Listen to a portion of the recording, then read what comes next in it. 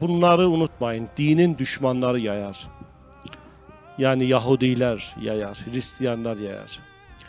Müslümanların inanç sistemini bozmak için bunlar elinden geleni yaparlar. Ama bunlar bunu yaparken hiçbir zaman biz Yahudiyiz, sizin inanç sistemini bozmak için biz bunu yapırıq demezler.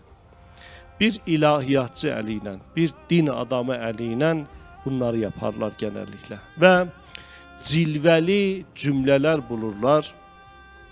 O cilveli, güzel, görünümlü cümleler adı altında dinin temeline dinamit koyarlar, mahvederler. Tabi halk bunu anlamaz, halk bunu bilmez ki bu cümle ileride nelere yol açacak, bunu bilmez. Ama alim anlar, ufku geniş insanlar anlar, dini bilen insanlar anlar ki bu cümlenin 30 sene sonra doğuracağı neticeler nelerdir diye.